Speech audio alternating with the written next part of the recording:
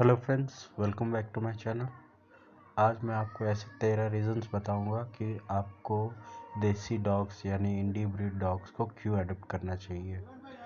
और ऐसे रीज़न्स हैं जो कि आप तंग रह जाएंगे कि as compare to foreign breeds देसी डॉग्स कितने बेनिफिशियल्स होते हैं। चलिए देखते हैं। पहला reason, stray indie dogs are adapted to every environmental condition. मतलब किसी भी एनवायरमेंटल कंडीशन पे आप उनको ले जाइए इंडिया में, वो उस एनवायरमेंटल कंडीशन के हिसाब से एडजस्ट कर लेते हैं। जैसे कि अगर कोई फॉरेन ब्रीड आ गया आपके पास, मान लीजिए हस्की या फिर कोई सिज्जू, तो वो गर्म कंडीशन को इजीली अडॉप्ट नहीं कर सकते हैं। वैसे दूसरा रीज़न है, देखिए, indie dog breeds have a strong immune system. Indian dogs के इम्यून सिस्टम बहुत स्ट्रॉन्ग होता है। अगर वो बीमार भी पड़ जाते हैं ना बाई चांस, तो वो अपने आप ही ठीक हो जाते हैं। वेरेज फॉरेन ब्रीड्स में हमेशा कोई ना कोई प्रॉब्लम्स रहते हैं। फिर आता है, Indian dog breeds are intelligent. आप ये विश्वास नहीं करोगे कि जैसे कि अगर इंडियन ब्रीड को आप ट्रेन करोगे तो बहुत आसानी से, जल्दी से वो आराम से सीख लेंगे। They are good learner. अभी आप ये खुद आप ट्राई कर सकते हैं, और वो अपने आप किसी भी कंडीशन को आराम से इंटेलिजेंटली टैकल करते हैं। Indie dog breeds are more loyal. आप सोचते होंगे कि अगर आप ये एग्जांपल ले लीजिए, अगर कभी किसी देसी डॉग को आप बाहर कोई खाना एक बार खिला लीजिए, फिर देखिए आप जब भी उसके पास आएगा, वो टेल वॉक करते हुए आपके पास आएगा और आपसे प्यार से आपसे खेलना चाहेगा। Indie dog breeds needs no grooming, less pet visit. अब अगर इंडियन डॉग आपके पास है तो उसके पीछे ग्रूमिंग का खर्चा बिल्कुल नहीं होगा, और आपको पता है कि उसके इम्यून सिस्टम स्ट्रॉन्ग है, तो इतना इजीली वो बीमार नहीं पड़ेगा, और आपका वेटनरी डॉक्टर के पास बार बार जाने का खर्चा भी नहीं रहेगा, और उसके ग्रूमिंग पे भी आपका ज़ीरो खर्चा करना होता है as compare to foreign breeds. अब चलिए देखते हैं फिर, Indian breeds are easily available.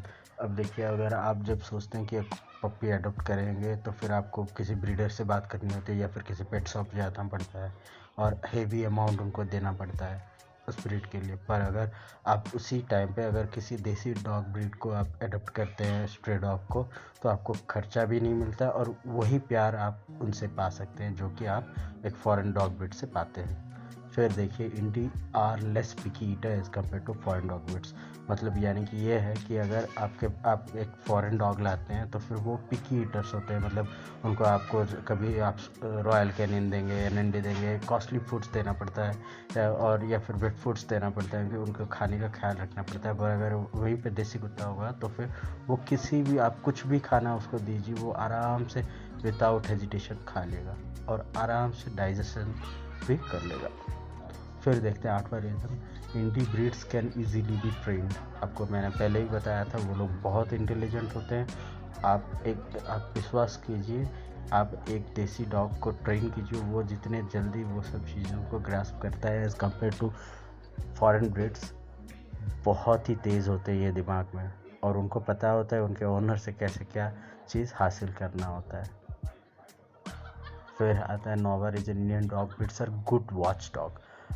आप नॉर्मली आपके स्ट्रीट में भी देखा होगी, रात में कोई डॉग बाहर जब रहता है ना, तो आपके एरिया में अगर कोई भी रात में कुछ भी साउंड आ जाए तो वो लोग चिल्लाना शुरू कर देते हैं। वो उसी टाइप आप अगर अपने घर पे एक स्ट्री डॉग को रखेंगे ना, तो आपको वो रात में उसका नींद ऐसे छट से टूटता है और आपके घर को गार्ड कर सकता है। Indian breeds are more playful and active. अब देखिए, जैसे कि फॉरेन ब्रीड आप ले रहे हैं, तो वो अगर आप उसको अकेला छोड़ देते हैं या फिर उसको थोड़ा बहुत, मतलब स्ट्रिक्टली उसके साथ बिहेव करते हैं, तो फिर वो थोड़ा धीमा पड़ जाता है, या फिर थोड़ा ओल्ड एज होने के बाद भी धीमा हो जाता है। पर आप वो उसी टाइम पे अगर देसी ब्रीड है तो वो ये सब प्रॉब्लम उनके साथ नहीं आती है। फिर 11 reason, Indian breeds are more independent compare to foreign dog. अगर मान लीजिए आप किसी शहर में रह रहे हैं, आपको काम पे जाना होता है, ऑफिस जाना होता है, और घर पे आप अपने डॉग को अकेले छोड़ जाते हैं। अगर फॉरेन ब्रीड होगा तो उस टाइप पे डिप्रेशन पे आ जाता है, पर देसी ब्रीड बहुत ही इंडिपेंडेंट होते हैं, उनको कोई दिक्कत नहीं होता है उस चीज़ों में। फिर आता है adoption of indie breed can reduce unethical breeding of black marketing. अब देखिए जैसे कि ब्रीडर लोग बहुत ही ब्लैक मार्केटिंग कर रहे हैं। अभी जैसे लॉकडाउन के बाद पप्पी का डिमांड बढ़ गया तो वो लोग ब्लैक मार्केटिंग शुरू कर दिए हैं। अगर आप उसी टाइम पर अगर एक देसी डॉग को आप अडॉप्ट करते हैं तो फिर उन लोगों को भी मतलब ब्लैक मार्केटिंग करने का चांसेस नहीं होगा। फिर देखिए 13वां reason, adoption of indie breed result lesser road accident and rapes cases.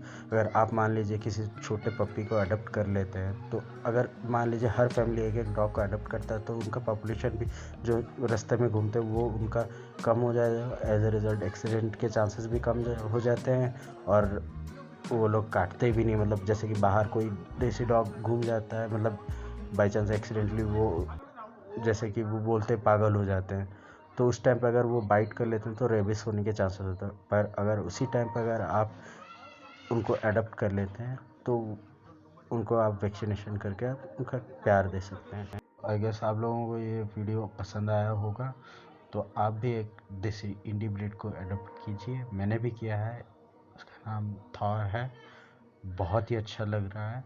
आप भी कीजिए प्लीज़। किसी ब्रीडर या फिर शॉप से किसी ब्रिगेड पापा, के लिए मत जाइए। गुड बॉय अपने गुड आसपास बॉय देखिए, गुड बहुत बॉय। सारे ऐसे नन्हे पपी हैं जो इनको आपकी बहुत ज़रूरत है। So please don't so adopted cute देसी इंडी ब्रीड।